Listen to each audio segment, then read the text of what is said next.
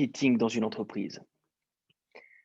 Mais nous avons, vous et moi, un point commun, la parole. Nous avons ce point commun qui est la parole, une parole qui doit être maîtrisée dans un objectif bien précis, convaincre et persuader. Mon objectif à moi, lorsque je suis mandaté par une entreprise, il est très simple. Je pars d'un dictionnaire. Nous sommes en Suisse, j'enseigne en Suisse, et en Suisse, le dictionnaire reste une denrée appréciée. Sans parler de sa forme, le dictionnaire sera toujours utile à celle ou celui qui l'utilise. Bien évidemment, il reste quelques petits défauts de forme, mais le dictionnaire reste utile. Alors, mon objectif à moi, il est clair.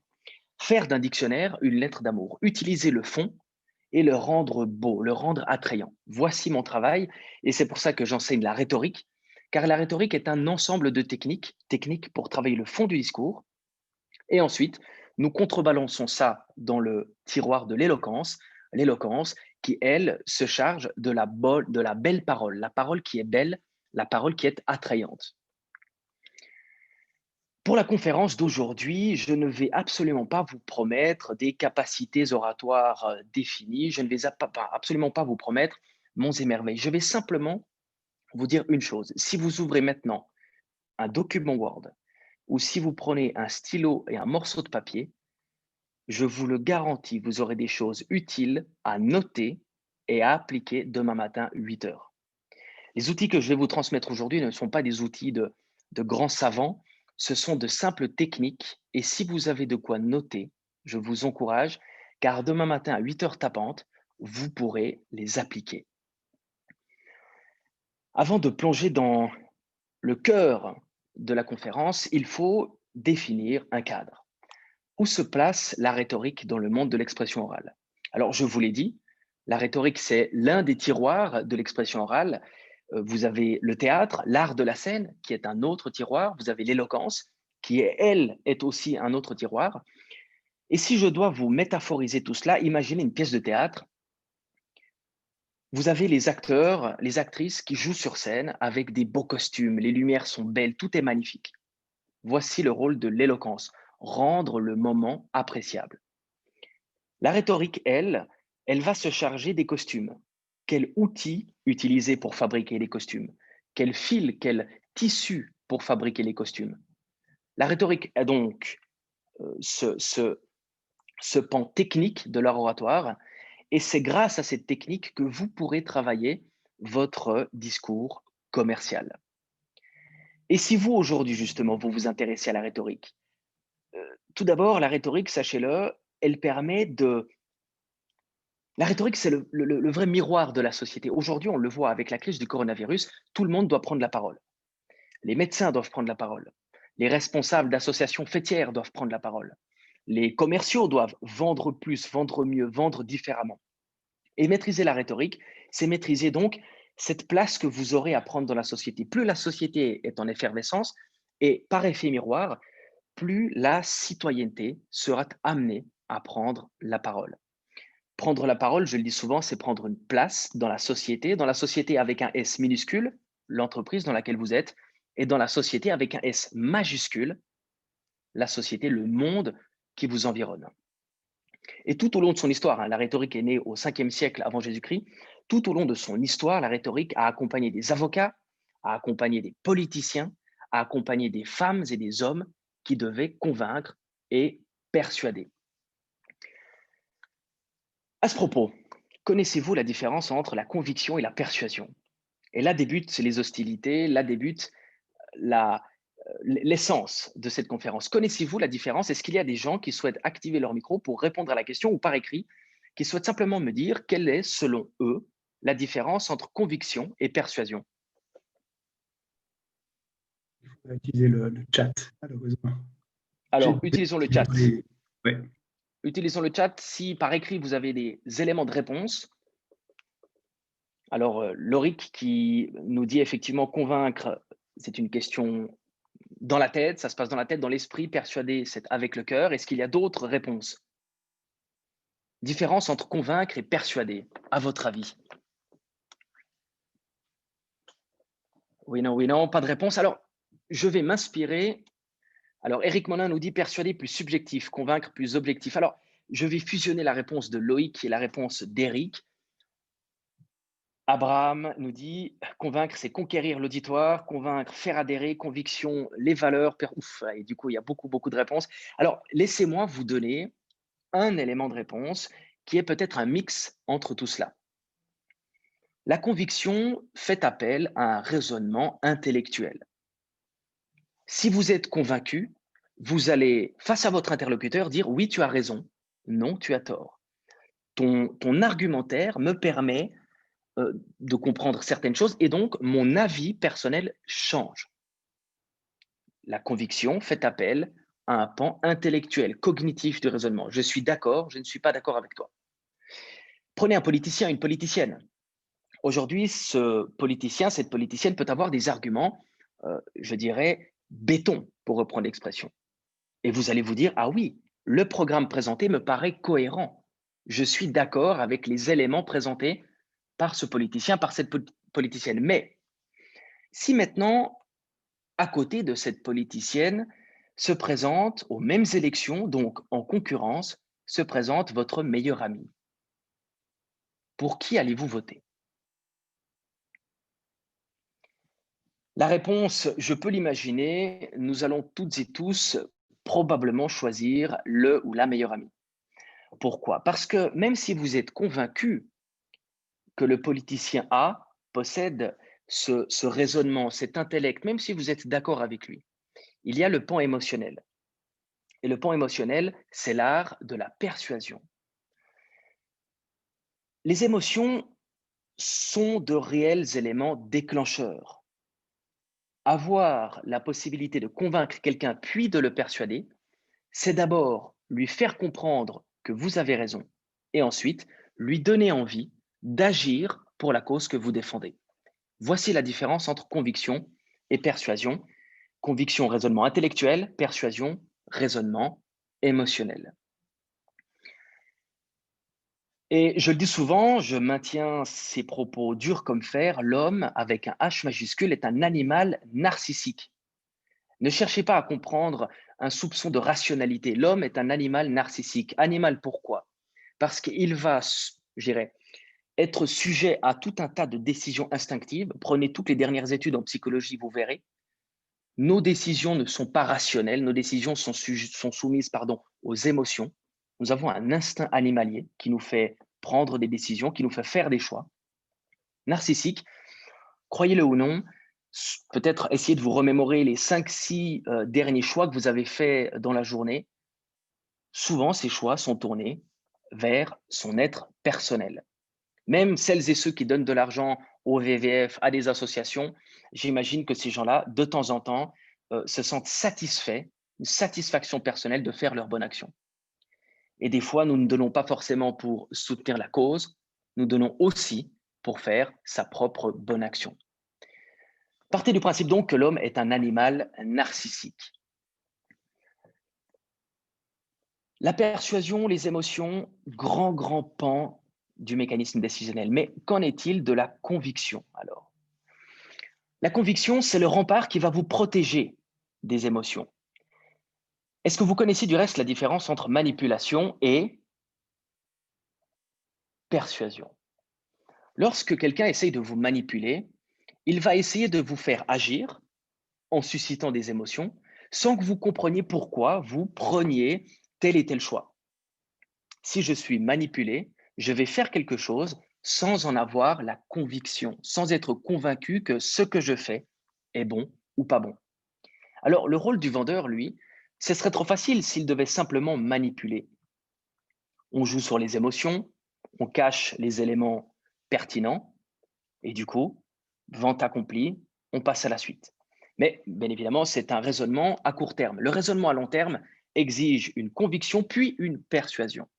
Conviction tout d'abord pour montrer à votre interlocuteur que vous êtes la bonne personne, que votre raisonnement tient la route, et ensuite pour encourager ces gens à acheter, à faire l'achat, à passer à l'acte. Du reste, nous parlons toujours d'achat coup de cœur et jamais achat coup de cerveau, ce qui est logique puisque les émotions déclenchent l'achat bien souvent.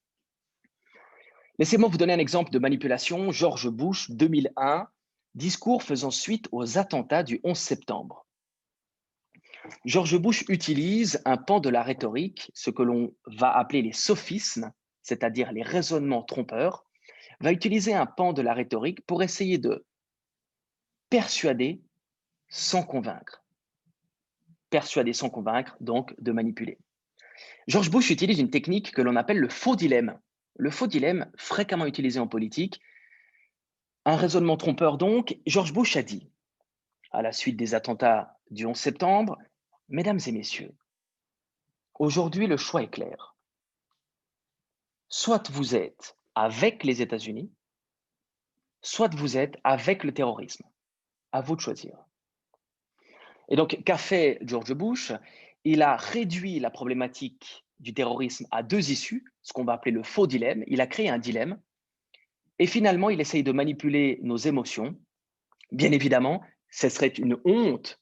Donc, émotionnellement parlant, ce serait inconcevable d'être avec le terrorisme et donc je décide d'être avec le gouvernement américain.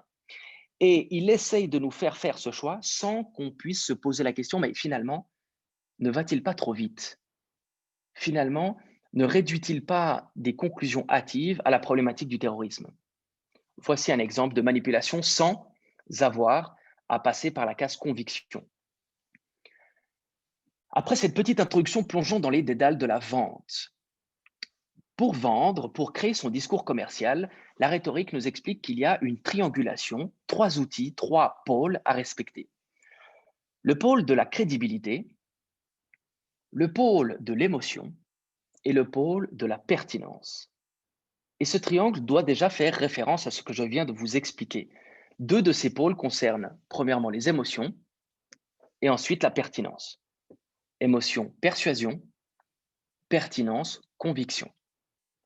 Le troisième pôle concerne l'éthos, la crédibilité. La crédibilité dans un discours, c'est prouver à votre audience, prouver à votre interlocuteur que vous avez la légitimité à prendre la parole sur le sujet donné. Aujourd'hui, nous faisons l'erreur de sauter cette étape. Nous avons rendez-vous avec tel et tel. Nous rentrons directement dans le vif du sujet. Attention, sécurisez d'abord votre légitimité. Faites bien comprendre à la personne qui est en face de vous que vous êtes le bon interlocuteur, la bonne interlocutrice, plutôt que de rentrer, je dirais, tête baissée dans la confirmation de votre discours, dans le nœud de votre discours, sans que votre interlocuteur puisse justement poser quelques jalons. Le pathos, l'émotion, deuxième pôle de ce triangle, concerne tous les éléments que vous allez mettre en place pour tisser un lien émotionnel avec votre audience. Ça peut passer par un vêtement, ça peut passer par une anecdote, un peu de storytelling, ça peut passer par de l'humour, si vous le maîtrisez, attention. Je vous rappelle que l'humour, seul votre interlocuteur est capable de dire si vous êtes drôle ou non. Ce n'est pas à vous de dire si vous êtes drôle ou non. Un peu d'humour, si vous le maîtrisez. Je l'ai dit, des anecdotes. Une histoire personnelle aussi peut apporter de l'émotion. Et le troisième pôle, le logos, la logique, la pertinence. Et en parlant du logos, je profite de faire un magnifique pont avec l'argument. Dans le titre de la conférence, vous aviez l'élément de l'invention du discours. Comment créer du contenu? Le contenu passe par l'argument. Est-ce que quelqu'un sait ce que c'est qu'un argument? Dans le chat, est-ce que vous pourriez me dire ce qu'est un argument selon vous?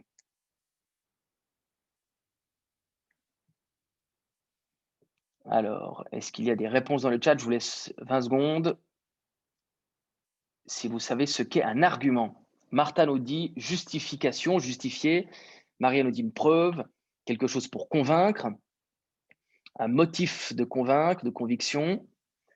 Alors, je vais m'arrêter Alors, raisonnement logique, oui, effectivement. Je vais m'arrêter aux réponses de Martha et de Maria qui sont assez justes, qui sont dans le mille.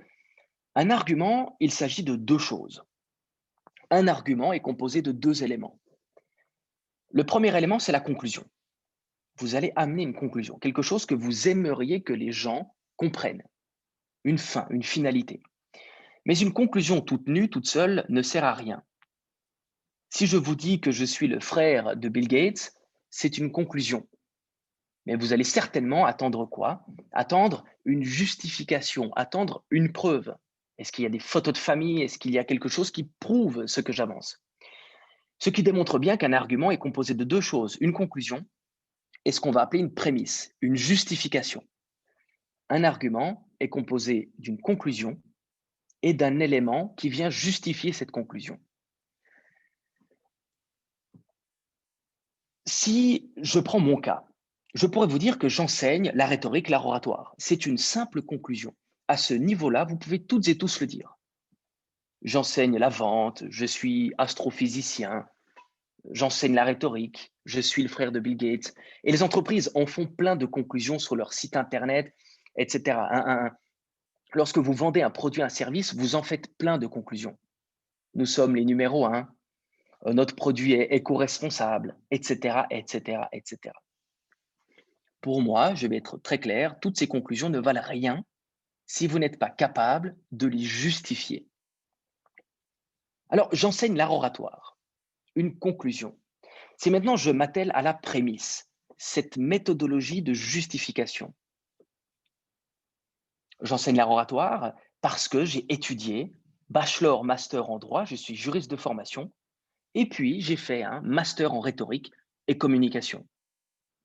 Là, vous voyez, ma conclusion, elle commence à prendre du sens parce que je lui apporte un contenu justificatif.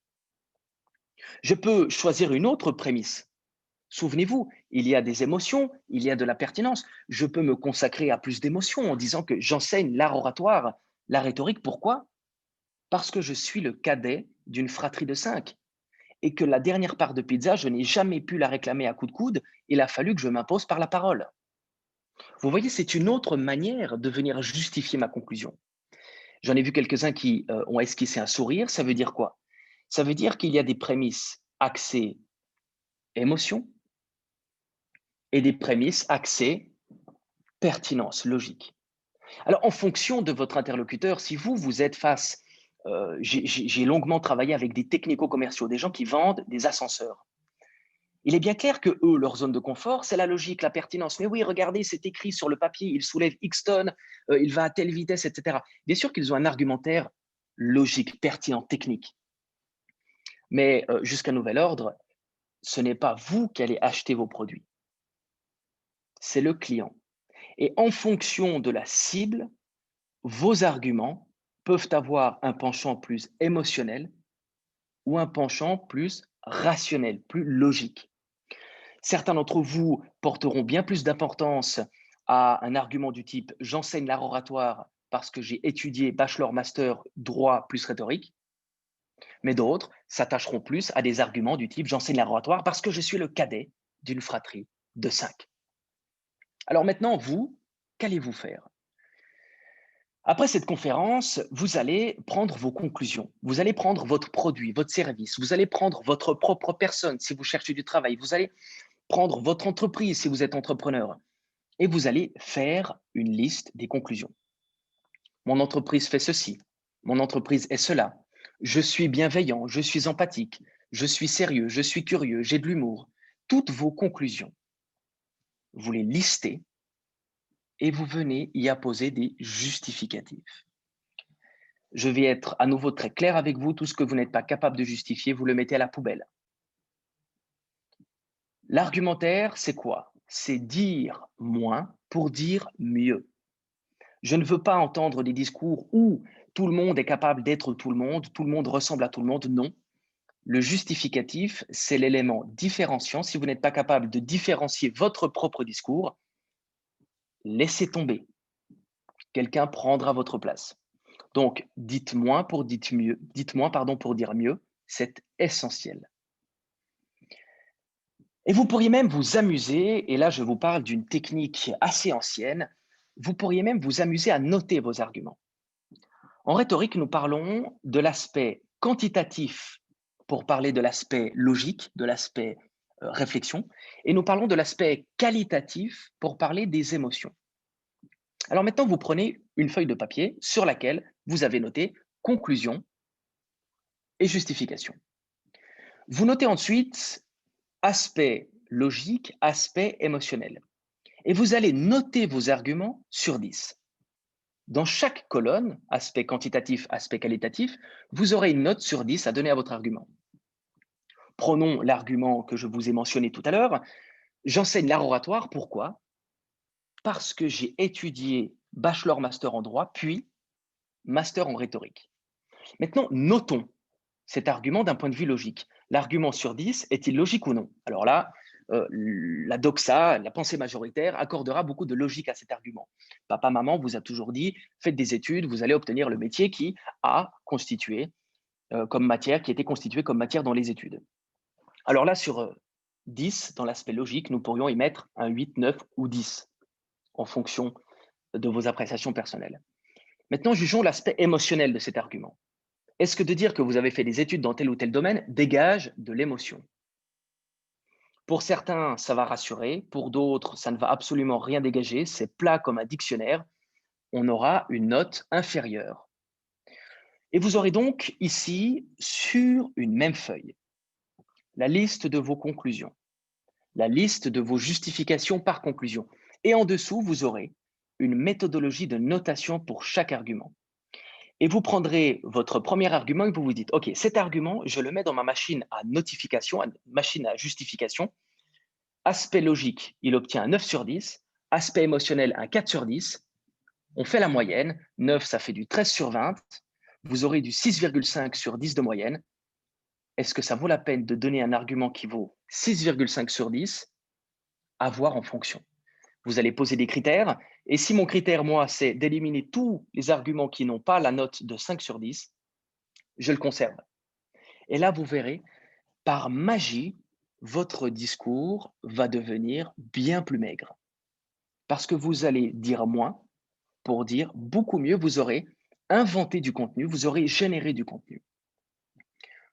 Et là, c'est à moi de vous dire bravo parce que la phase d'invention est en marche. Vous êtes en train, mesdames et messieurs, de mesurer la qualité de vos arguments.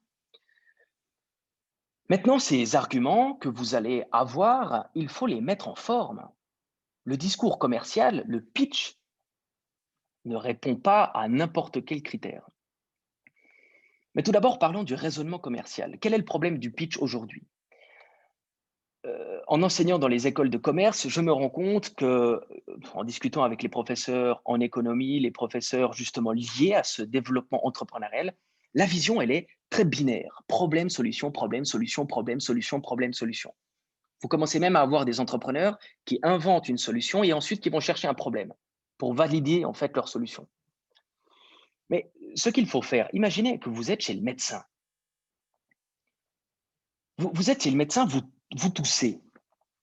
Et le médecin, il vous dit, ouh, la toux, c'est ça ci comme médicament. Voici la solution. Vous avez un problème, la toux, voici mon médicament. Voici ma solution. J'imagine que ce qui vous intéresse, c'est aussi de connaître l'origine de votre toux. Ce que l'on appelle en rhétorique le diagnostic du problème. Vous allez donc devoir vendre un produit, un service. Vous allez devoir vendre votre entreprise. Et vous allez dire à votre client, mais écoutez, aujourd'hui, j'identifie tel et tel problème. OK, ça va lui faire une belle jambe à votre client que vous lui répétiez ce qu'il sait déjà, c'est-à-dire son problème. Là où vous allez gagner en crédibilité, en conviction, c'est dans l'analyse du diagnostic. Aujourd'hui, les gens ont peur de prendre la parole. Voici ce que je peux, moi, amener à mes futurs clients. Vous avez certainement un peu peur de prendre la parole. Ah bah, tant mieux, ils le savent déjà. C'est pour ça qu'ils ne prennent pas la parole. Donc, si je suis capable uniquement de leur apporter ce qu'ils savent déjà, autant rentrer chez moi. Là où j'aurai une réelle crédibilité, c'est si je suis capable de déterminer d'où vient cette peur. Et en fonction du diagnostic, la solution est adaptée, sur mesure. Si votre médecin vous dit vous toussez parce que vous avez une angine, il vous donnera des antibiotiques. Mais s'il vous dit vous toussez parce que vous avez une miette de pain coincée dans la gorge, il vous donnera un verre d'eau et on n'en parle plus. Déjà, le raisonnement autour de votre problématique doit comporter problème, diagnostic, solution, savoir d'où vient le problème de votre cible. Et une fois que vous avez ce raisonnement en tête, vous pouvez venir dérouler une structure de discours. Votre raisonnement est en tête. Maintenant, on prend cette feuille de papier et on note. Discours classique rhétorique comprend 5 tiroirs. Je vais vous en parler de 4 ce soir. Je vous les liste et je les détaille par la suite. Premièrement, vous avez l'introduction. Ensuite, vous pouvez travailler ce qu'on va appeler la narration. En troisième partie, vous aurez la confirmation. Et en dernier point, magnifique, feu d'artifice, la conclusion.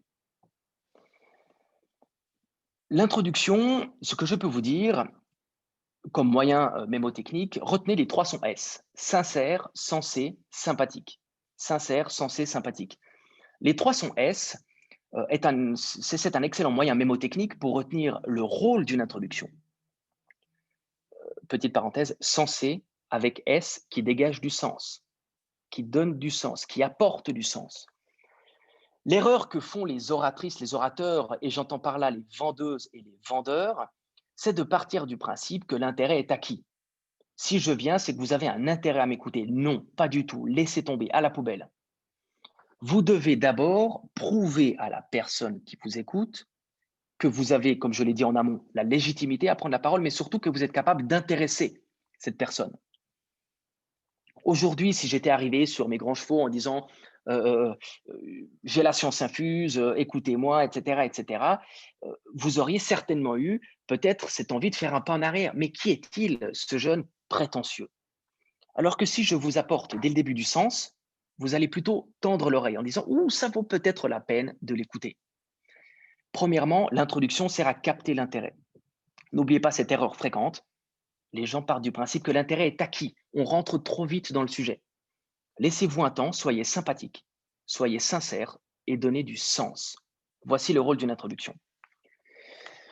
Vient ensuite la partie la plus compliquée pour certains, le rôle de la narration. La narration, c'est un exposé objectif, c'est un cadrage qui sert à poser justement ce cadre de rendez-vous. Vous êtes face à votre client, votre introduction s'est très bien passée. Le client sourit, wow, c'est magnifique, le ton est positif. Alors là, il faut simplement reposer les bases. Prenez par exemple l'avocat. L'avocat ne donnera jamais son avis sur les faits avant de les avoir énumérés en face du juge. L'avocat doit toujours rappeler les faits avant de donner son avis sur ces fameux faits. Vous, lorsque vous allez venir préparer votre narration, vous allez donc passer rapidement sur la problématique du client. Aujourd'hui, 20% des entreprises sont confrontées à un manque de structure administrative. Je ne sais pas, j'invente.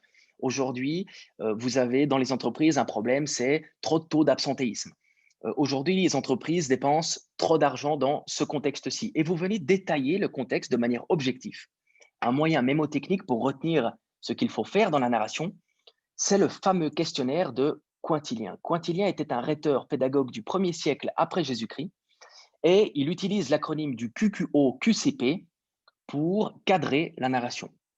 Alors l'acronyme tel quel ne vous dit rien, mais je vais le détailler. Donc QQO-QCP, qui, quoi, où, quand, comment, pourquoi. Qui, quoi, où, quand, comment, pourquoi. Celles et ceux qui travaillent dans l'industrie, vous devez certainement être familier à ce questionnaire, puisque c'est un questionnaire aussi dans la mesure de la qualité et dans la prévention des risques. On utilise souvent ce questionnaire pour savoir qui fait quoi, quand, où, et qui doit faire comment et pourquoi. Alors là, vous vous posez la question. Qui, QQO, QCP, qui parle? Qui ai-je en face de moi? Ensuite, quoi?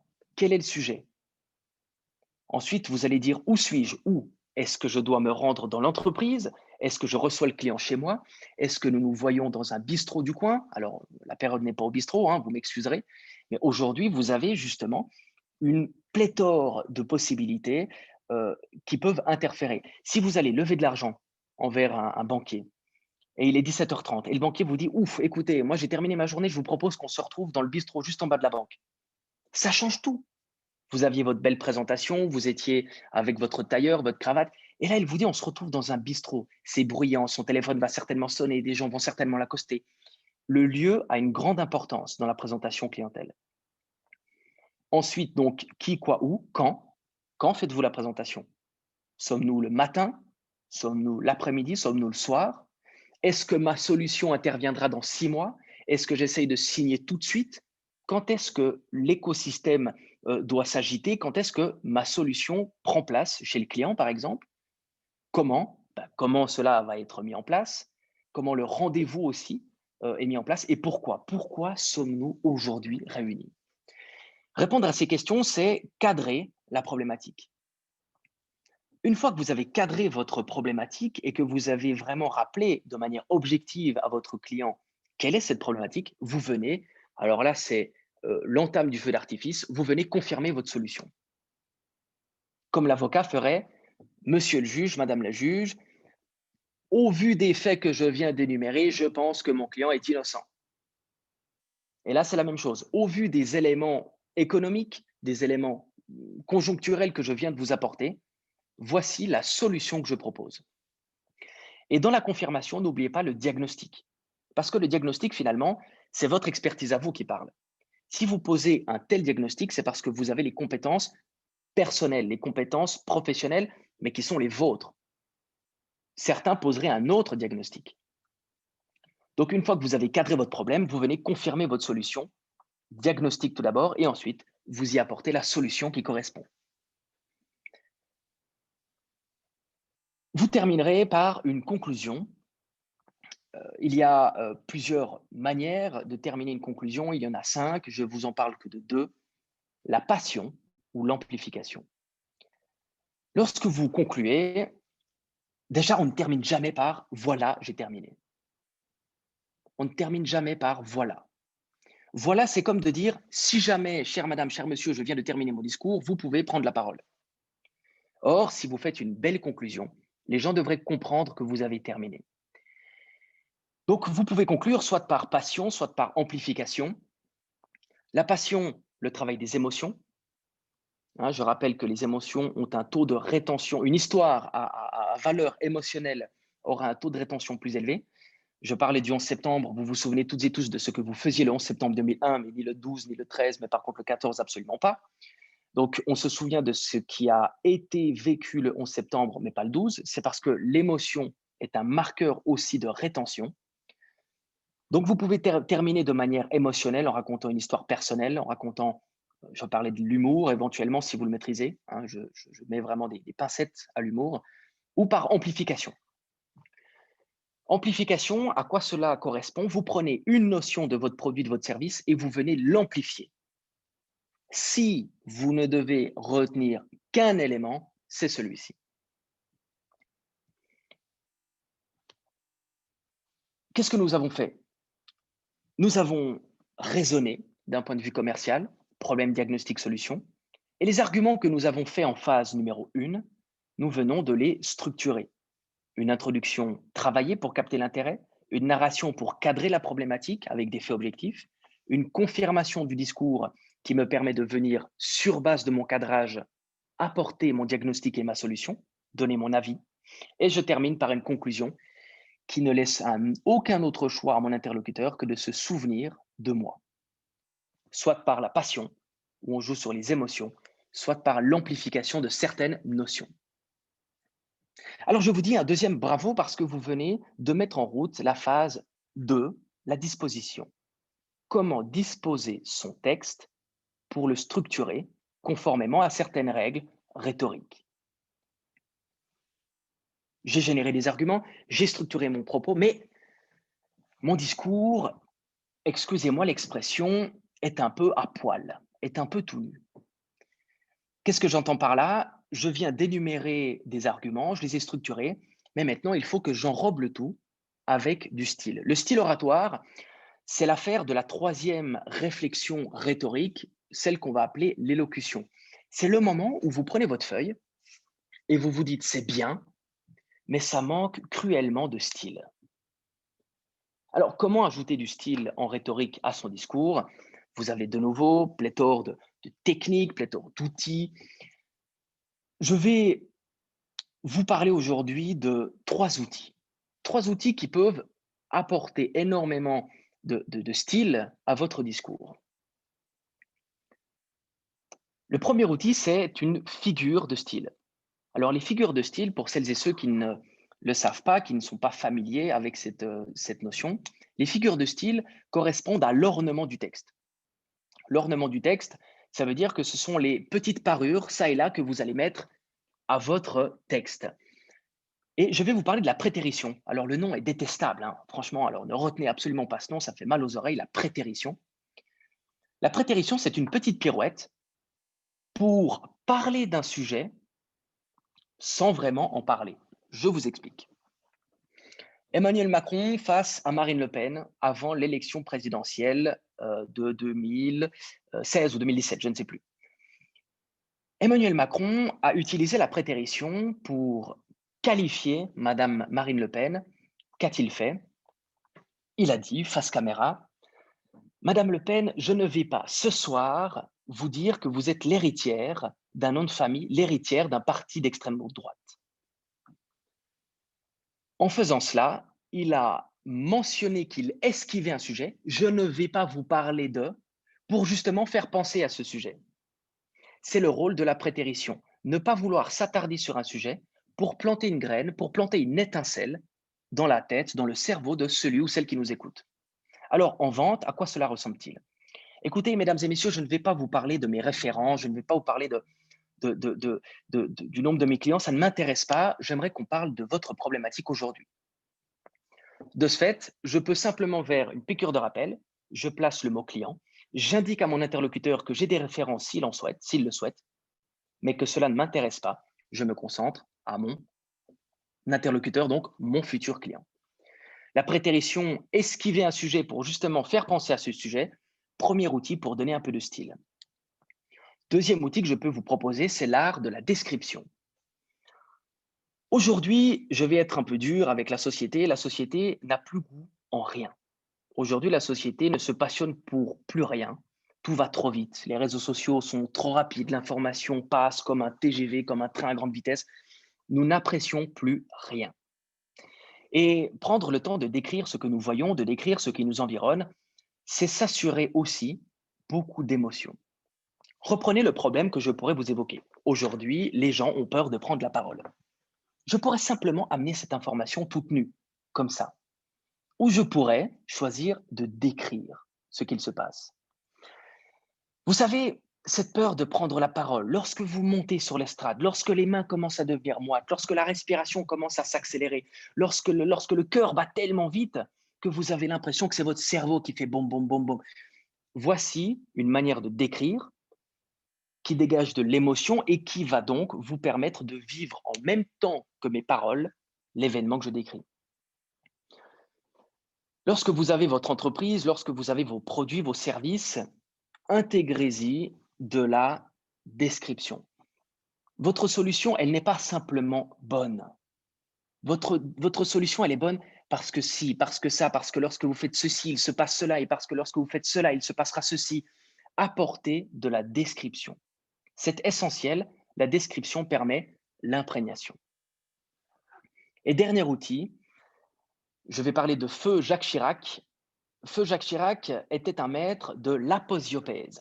Alors là encore, un terme barbare qui fait saigner les oreilles. L'aposiopèse, c'est simple, c'est le silence. Lorsque dans votre discours, vous êtes capable de venir placer des silences stratégiques. Le silence doit venir mettre en valeur une notion. Si votre produit, vous êtes fier d'une de ses qualités, dites cette qualité et ensuite taisez-vous, bon sang.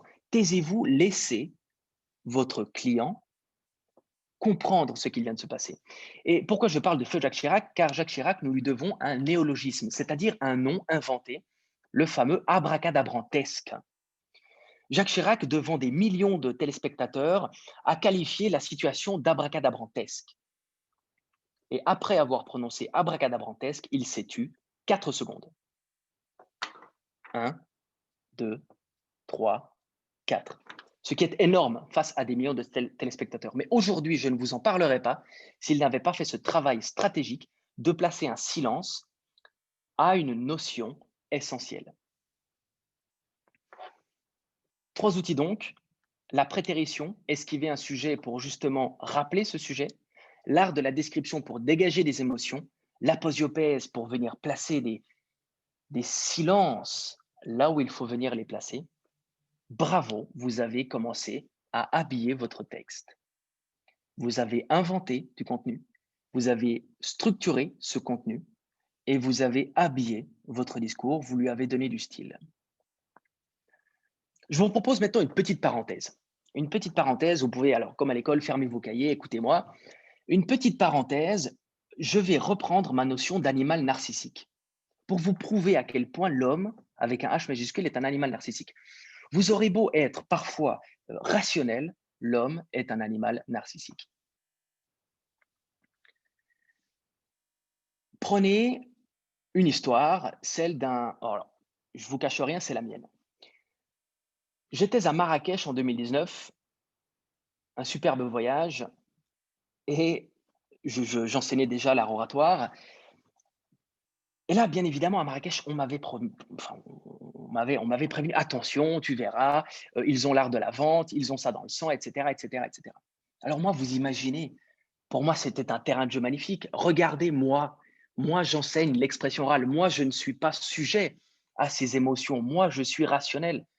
Absolument pas. Absolument pas. Alors, vous n'êtes pas censé le savoir, j'adore les animaux. Lorsque je peux, je regarde des documentaires sur National Geographic, etc., etc. Je suis donc à Marrakech et je vois des chameaux. Et ces chameaux, j'ai envie d'approcher. Mais je sais très bien que si j'approche, le berger va me dire hey, viens voir. Mais bref, je ne peux pas m'en empêcher. C'est plus fort que moi. Il faut que j'aille prendre une photo, que je ramène ce souvenir, etc. Alors, j'avance. Et là, il me dit oui, mais tu peux juste caresser l'animal, il n'y a aucun problème, ne t'en fais pas. Euh, ça coûte rien. Alors, je me dis, ben, chouette, ok, j'y vais, tac, tac, tac. Et à un moment donné, je me suis dit, c'est bon, j'arrête. Hein, je reprends le côté rationnel, les émotions sont de côté, etc. Et je me suis dit, non, je ne veux pas faire de tour en chameau. Écoutez bien, je ne veux pas faire de tour en chameau.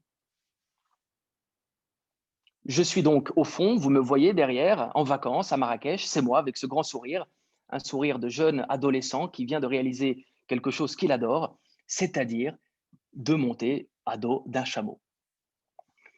Qu'est-ce que j'entends par là? Vous avez plein de principes en persuasion, vous avez plein de choses qui permettent de dégager des émotions. Et là, vous avez un principe illustré par le docteur Cialdini, un psychologue américain, c'est le principe de cohérence. J'étais face à ce chameau. J'ai donné plein d'informations assez logiques. J'aimais les animaux. Alors, au moment de passer à l'acte, le principe de cohérence m'a envahi. Je ne pouvais pas envoyer une information qui allait être en totale incohérence avec ce que je suis, ce que j'ai démontré. Et donc, mon instinct m'a fait monter à dos du chameau. Pourquoi pensez-vous que lorsque vous êtes happé par des jeunes qui récoltent des fonds pour le WWF, pour des associations, pourquoi pensez-vous qu'ils vont vous dire hey, excusez-moi, est-ce que vous aimez les animaux? Si vous dites oui, vous êtes cuit. Parce que vous allez vouloir instinctivement agir en cohérence avec ce que vous avez démontré. Alors, votre client, si vous souhaitez qu'il fasse quelque chose, mettez-le sur la piste. Si vous êtes le numéro 1 en termes de qualité, dites à votre client, mais vous, je sais, hein, j'ai regardé un petit peu votre manière de faire, je sais que vous êtes quelqu'un qui ne prenait que la top qualité. Et si vous lui dites ça, puis qu'il acquiesce, il va dire oui, oui, c'est vrai que j'aime, voilà, c'est vrai que quitte à dépenser un peu plus, c'est vrai que j'aime la qualité. Eh bien, ça tombe bien, j'ai le produit le plus qualitatif sur le marché.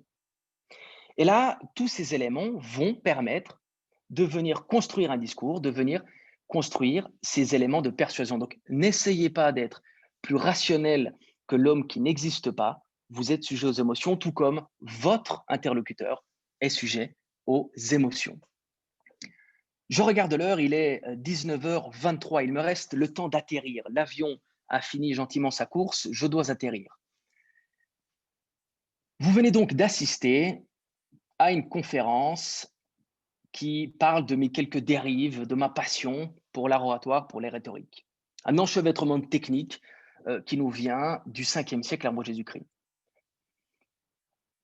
Apprendre ces techniques, c'est vouloir faire un choix. Lorsque vous vous tournez vers la rhétorique, vous faites un choix. Pensez à ce miroir de la société, vous faites le choix de prendre votre place. Demain matin à 8 heures, je veux, dans la salle de conférence où je devrais vendre mes produits, faire un choix, prendre la place du vendeur, parce que j'ai des produits à vendre. Vous intéresser à la rhétorique, c'est donc faire ce choix. Parce que n'oubliez pas, la société est un gâteau, et ce gâteau ne grossit que plus beaucoup. Par contre, le nombre de prétendants à une part ne cesse d'augmenter. Vous devrez constamment convaincre et persuader votre interlocuteur que vous méritez votre part plutôt que les 36 concurrents qui sont en train de toquer à la porte.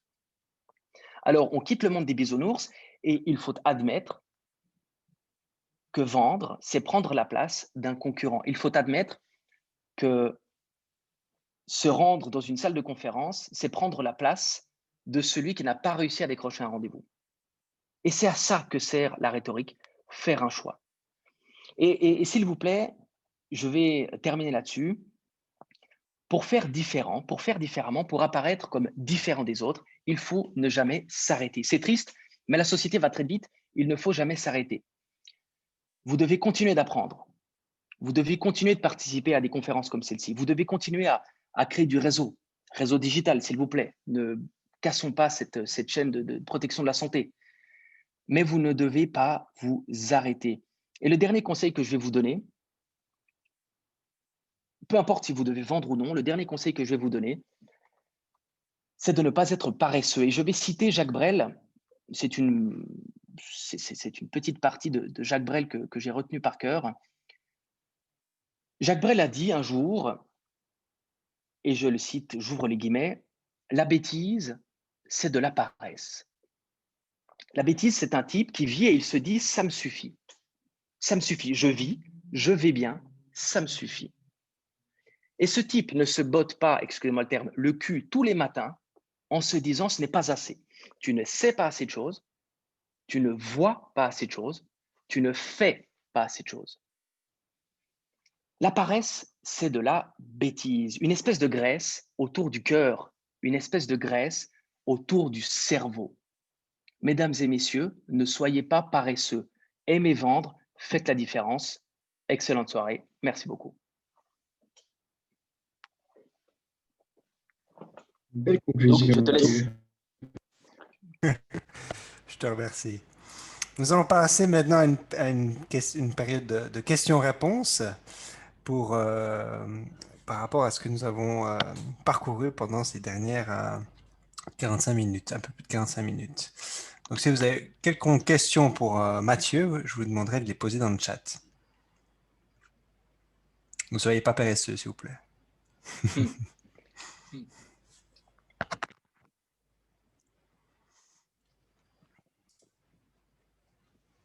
Alors, Douglas, je te laisse jamais lire. Oui, et je te les pose. Ouais, sans autre.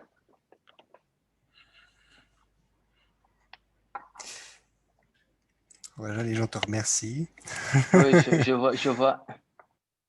Alors, comment trouver la frontière entre vente éthique et manipulation? Je pense que c'est une bonne question. Ça va dépendre de deux choses. La première, ça va dépendre de l'émetteur. En fait, c'est une question, si vous voulez, d'intention. Quelle est votre intention? Celui qui manipule, donc celui qui ne veut, je dirais, bafouer l'éthique, déjà, il a l'intention de le faire. C'est rare qu'on ne soit pas éthique par pur hasard. Bien évidemment, souvent, il y a quelque chose là derrière. Donc, première chose, c'est l'intention. Si vos intentions sont bonnes, on ne parle pas de manipulation ou d'absence d'éthique. Deuxième élément, c'est lié à cette conviction. Votre rôle en tant que vendeur, c'est de vous assurer que votre audience possède toutes les informations pour faire un choix. N'oubliez pas conviction, persuasion, conviction, persuasion, conviction, persuasion. Donc, si vous voulez faire quelque chose, faire quelque chose à votre audience, vous devez, pour rester dans une éthique, vous assurer que cette personne ait toutes les bonnes informations pour faire le bon choix. Si vous la jouez à George Bush qui dit finalement, soit vous êtes avec moi, soit vous êtes avec les terroristes, c'est passer par-dessus énormément d'informations qui sont nécessaires pour faire le bon choix. Donc, pour faire de la vente éthique, il faut, et c'est très important, travailler votre intention, ai-je de bonnes intentions, et surtout vous assurer de travailler la conviction, les éléments qui permettent de faire des choix, et la persuasion, les éléments qui donnent envie. Très bien. Question suivante. Cher Mathieu, pas une seule fois vous n'avez cité le mot influence. Quelle définition lui attribuez-vous? Alors, influencer quelqu'un, pour moi, c'est... Alors là, c'est une question de sémantique, c'est une question de mots pour moi. Je vais m'arrêter là.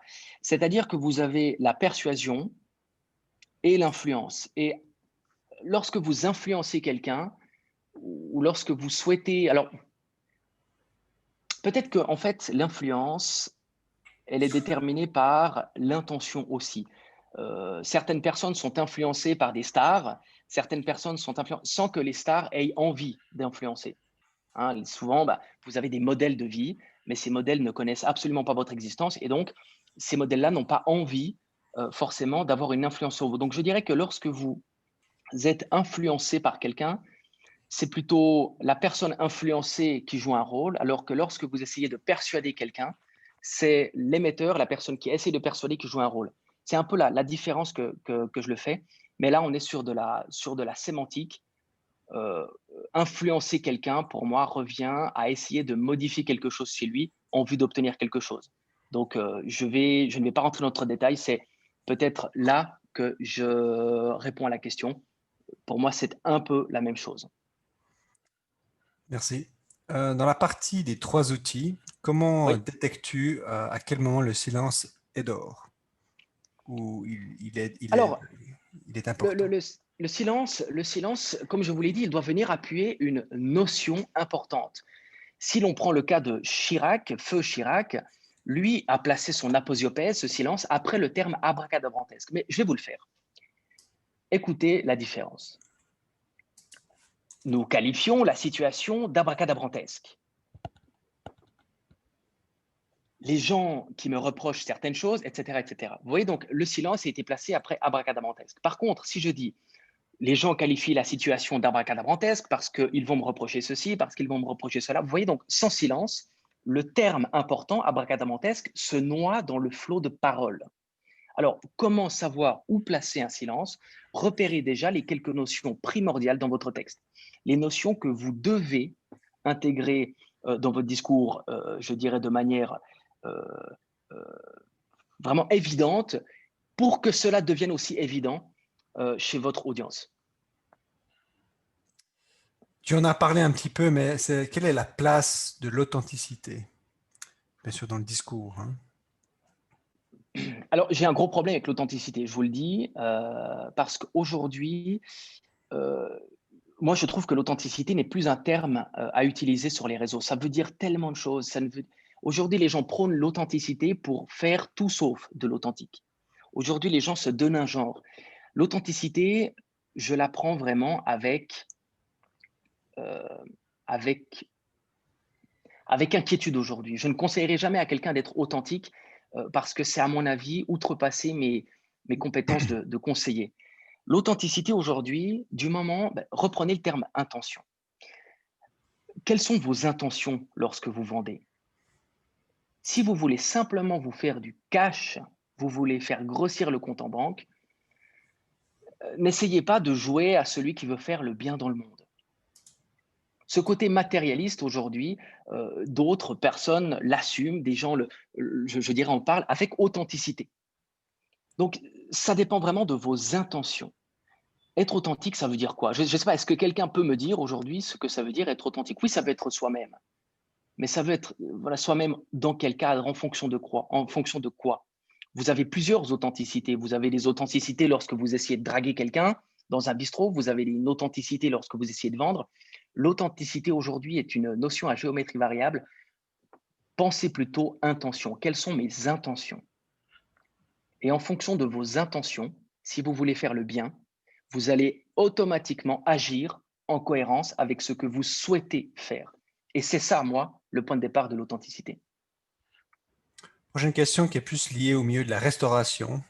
Comment assurer un pitch qui est adapté à différents publics en termes de durée, de volume d'information et de contenu, tout en étant logique et émotionnel? Ça, Ouf. c'est une question un peu plus Alors, précise et compliquée à alors en répondre fait, comme ça. c'est comment rédiger un discours, en fait. Non. Alors, Déjà dans le domaine de la restauration, alors attends, je vais juste retrouver où se trouve la question, comme ça je peux traiter élément par élément. C'est Alors, Pedro qui a posé cette question. tu t'arrives juste à me la reposer, comme ça je note juste moi les 3 éléments, parce qu'il y avait plusieurs éléments. Je la mets dans le chat. Ouais, ah parfait, nickel, comme ça je peux la trouver. Je la mets tout de suite. Ah voilà, c'est bon, ouais, nickel, superbe. Alors, comment assurer un pitch donc aux différents publics? Donc, il faut savoir que la rhétorique, elle, a un catalogue d'audience. Vous avez plusieurs typologies d'audience, de l'audience acquise, celle qui vous aime, à l'audience hostile, celle qui vous déteste.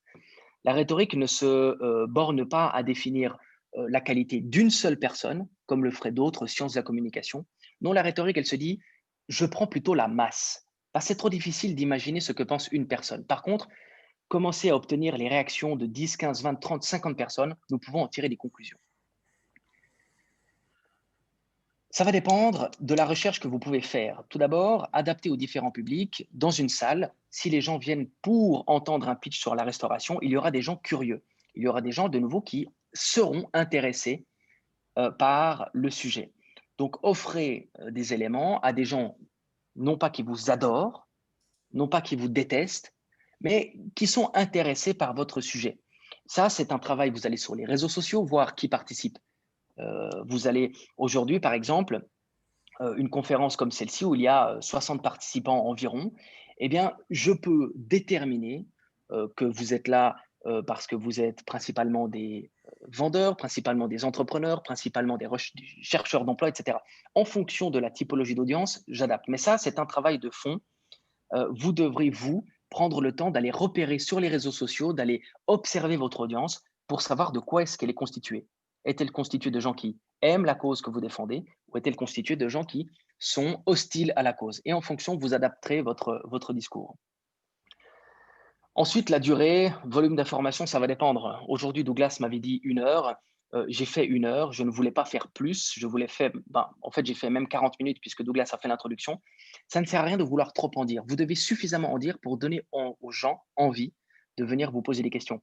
Mais votre question, Pedro, elle est, il n'y a pas de, en fait, il n'y a pas de bonne réponse. Quelle est la bonne durée d'un discours?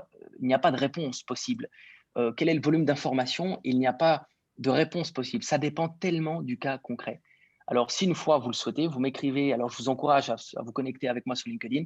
Vous m'écrivez votre problématique sur LinkedIn et j'essaie d'y apporter plus de réponses. Mais là, tantôt logique, tantôt émotionnel, si vous avez que des gens qui sont fanatiques de la restauration, soyez à fond dans l'émotionnel, ça ira très bien. Par contre, si vous avez des sceptiques, soyez beaucoup plus logique et pertinent. Donc, ça dépend de trop de vecteurs. Excusez-moi, Pedro, mais je vous y répondrai volontiers un peu plus précisément par les réseaux sociaux. Je me permets de rebondir sur ta réponse et juste peut-être tu peux expliquer pourquoi tu as fait cette conférence sans slide. Ah, conférence sans slide, eh bien parce que j'imagine que les slides, c'est un outil de travail. Et aujourd'hui, je ne pensais pas avoir besoin de cet outil de travail. J'avais envie de vous parler à vous. Avoir des outils de travail tels que des slides, c'est aussi se donner l'assurance de pouvoir lire, c'est aussi se donner l'assurance de pouvoir consulter, de se rassurer. Et je pense que je dormirai bien mieux ce soir si j'ai mérité votre intérêt parce que j'étais face caméra avec vous, que si j'ai capté votre attention, votre intérêt avec quelques images et quelques gifs mouvants pour capter votre intérêt. Je dormirai très bien ce soir. Merci. Parlant de cette vente et notamment en Suisse, on a la peine de parler du prix et du coût. Oui. Donc, quel est le meilleur moment pour discuter du prix ou du coût? J'ai eu à conseiller, j'ai fait une série de formations en fait, auprès d'une grande assurance internationale. Et alors, eux, ce qui m'énerve, c'est qu'ils ne parlent pas de prix, ils parlent de valeur d'investissement. Donc, vous, finalement, ils ne vont pas vous dire vous allez payer un prix, vous allez payer un investissement. Mais ça ne veut rien dire. Pour moi, c'est de la langue de bois. Cette fameuse langue de bois, c'est détourner les mots, détourner le langage pour faire passer la pilule. Bon sang, quand vous recevez votre prime d'assurance, vous allez payer quoi? Un prix. Vous n'allez pas payer un investissement dans le futur. Ce n'est pas comme ça qu'on conçoit une facture. Alors, le prix, déjà, ayez l'honnêteté, la sincérité d'en parler. N'essayez pas de mettre ceci sous le tapis. Aujourd'hui, je vous le dis cash, je suis bien plus cher que la moyenne des conseillers en rhétorique. Vous venez pour un conseil chez moi, vous en aurez minimum pour 600, 800 francs, sans garantie de résultat puisque vous ne me connaissez pas. Mais je n'ai absolument aucune honte à vous donner ce prix. Parce que ce prix, il ne correspond pas à un nombre de minutes passées ensemble, il ne correspond pas à un nombre de rendez-vous passés ensemble, il correspond à une valeur que je vais vous apporter. Et si vous, vous êtes conscient de cette valeur, vous devriez vous sentir libre de parler de ce prix. Alors, quand est-ce qu'il faut parler du prix?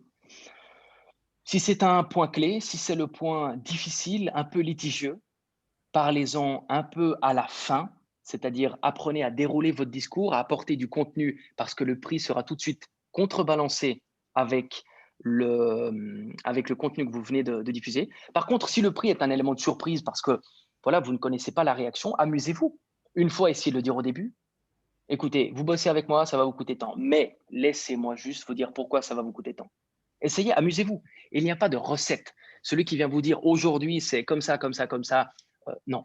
Il y a des outils, mais après, amusez-vous. Essayez au début, essayez au milieu, essayez à la fin. L'important, c'est de savoir à quoi correspond votre prix. Si vous avez sécurisé cette information, sentez-vous libre. On va conclure avec une dernière question. Est-ce qu'aujourd'hui, un vendeur doit vendre ce qu'il veut vendre ou ce que le client veut acheter?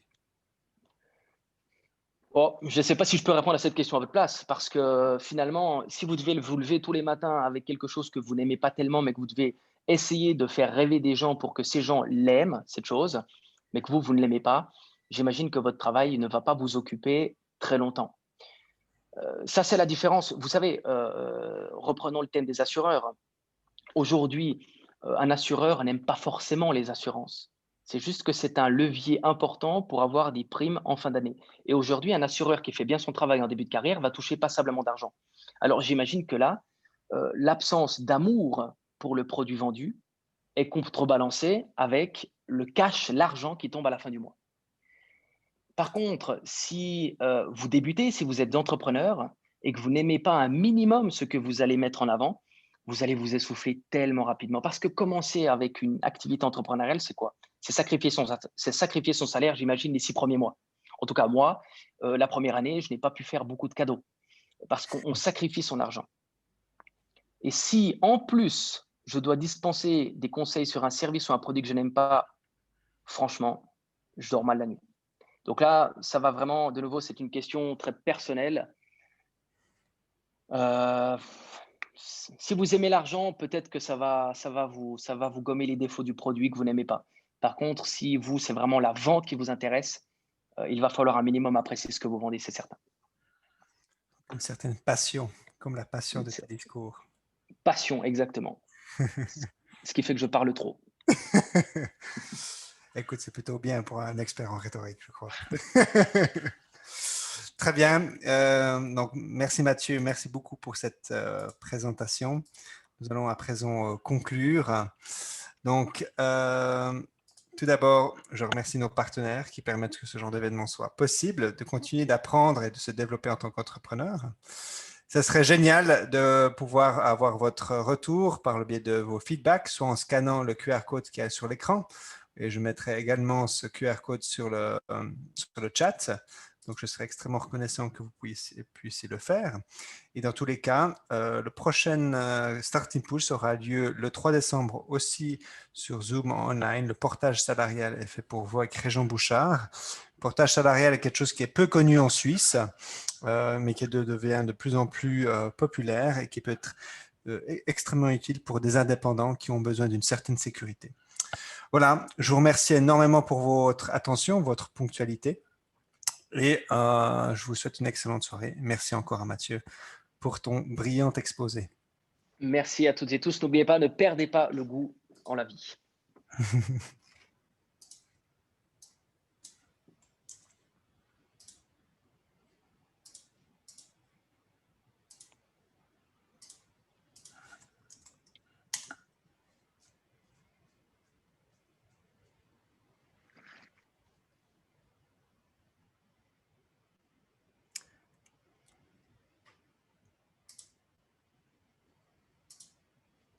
Donc, Chypre est toujours avec nous.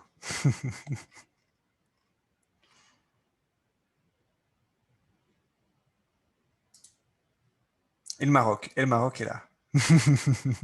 Et une bonne soirée. Au revoir.